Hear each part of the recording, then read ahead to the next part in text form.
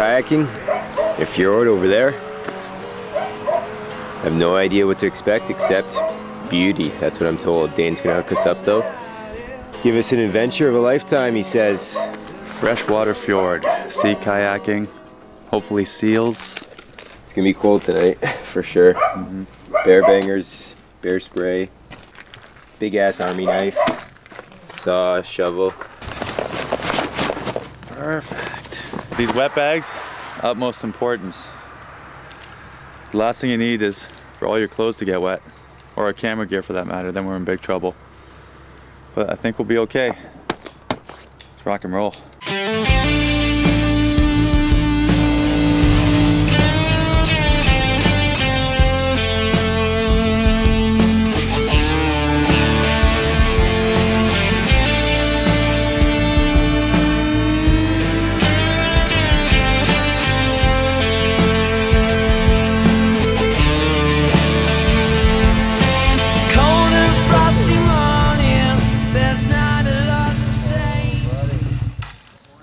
How about that view? Can't beat this. Can't beat this at all. Oh man, does not get any better than that. What those mountains back there, guys? Yeah. We're going right under them. Right there? Right there. Let's get our stuff out. Let's get going.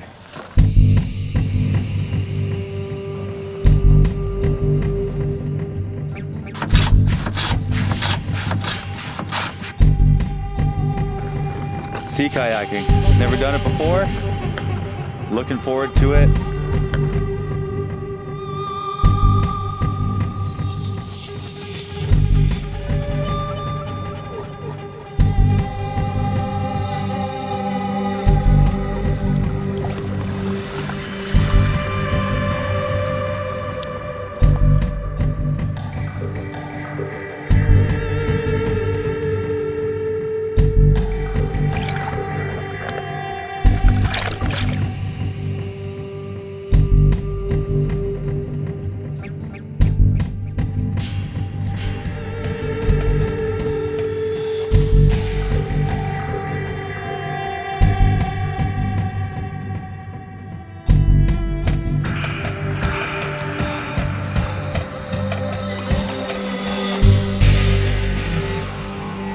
St. Paul's Bay, just out of Sally's Cove.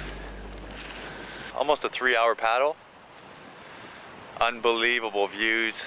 This is where we're camping tonight. I mean, come on, buddy. Look at the fjords. The glacial carved fjords. You can see the mantle exposed in certain areas where no trees or shrubs are growing.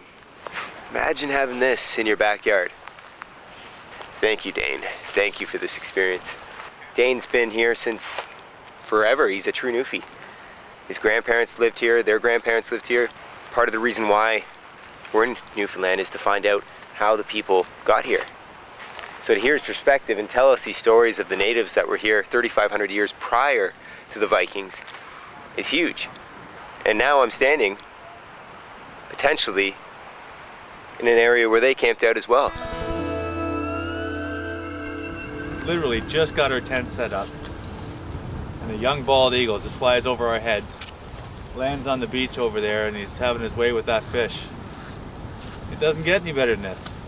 I think that's a good luck sign. I think I'm gonna catch a fish now.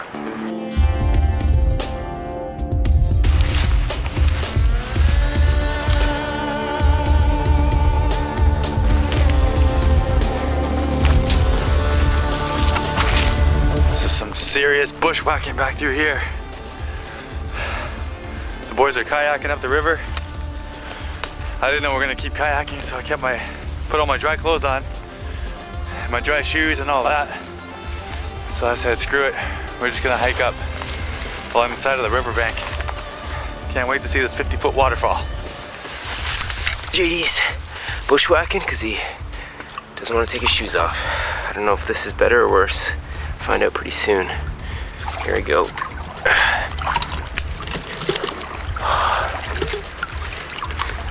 This is not going to be good, I don't think.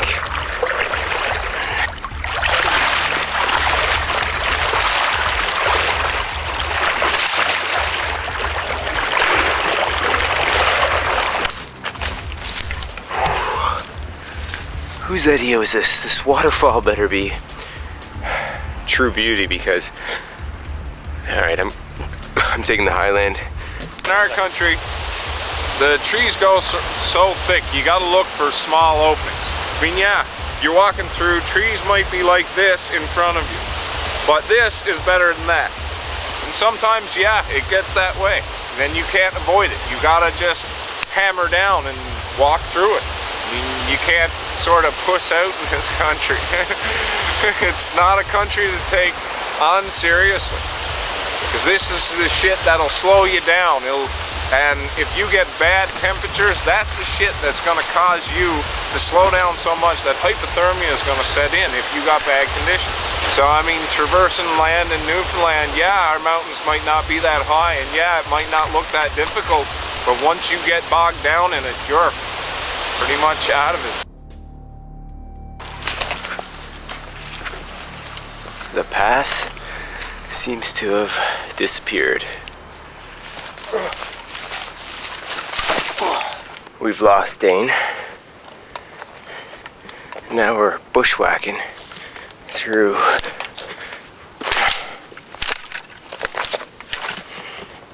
a path that's not a path. And I'm whispering because I don't know. Maybe because there's bears, who knows. Dane, our good buddy and tour guide, said this was a 5-minute hike upriver. 45 minutes later, we're not even close to this waterfall. And I've lost a sock, scratched my lens, you can probably see it right there. Feet are wet, pants are wet. Boy, you can really turn this day upside down really quickly.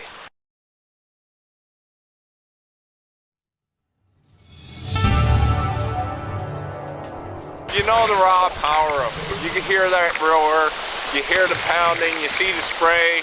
It's great. Where else would you want to be? I swear to God, I was like... Best places to get aren't always the easiest. We worked for that one. You guys are crazy. Up, JD. I'm not feeling hypothermia today. I'll leave you guys to it. Here's why you bring beer. To warm up afterwards. It's gonna make that fire feel that much better. Love it is what I got. Say remember that. Love it is what I got.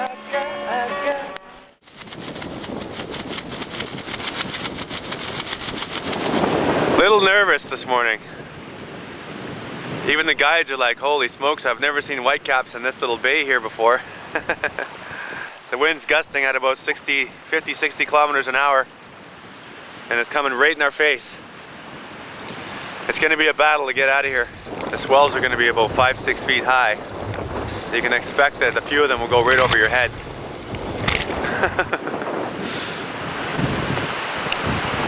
I'm not sure what to think about that. That single kayak, that's 17 feet long, man. I go up, and when I go down, it seemed like I was fucking dropping and dropping and dropping. All of a sudden, fucking... Well, as you're paddling into the wave, all of a sudden one will just come up broadside you. And you can't expect it. You're too busy usually paddling, watching this wave to notice the one coming at you from the side. Couldn't see anyone. Then I looked back and then I saw JD's kayak on shore and him standing up. And I was like, shit, I should go back, right? I thought he was ahead of me.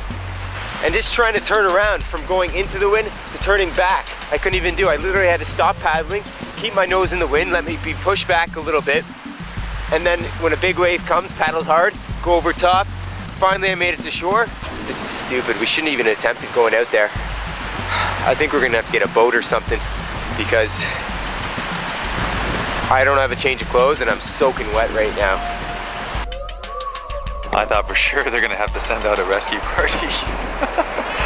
We got beached after a ton of waves and wind just kicking the crap out of us. We're eating salt water. I'm still chiseling salt out of my ears, in my eyes, and my beard. It was an experience though. And we just happened to see the baffle smoke. Then Dane and Dave came back and got us with the double kayaks, the 2-person kayaks. They basically had to paddle us out of there. These guys were cracking through the waves like nothing. It takes a certain breed to live on the island to begin with. The environment is just harsh. It's one hell of a life. Pretty proud of ourselves to get in alive, I'll tell you that much. I went without a day being on the bike, and I feel like I need to apologize to her. I won't do it again. I'm sorry.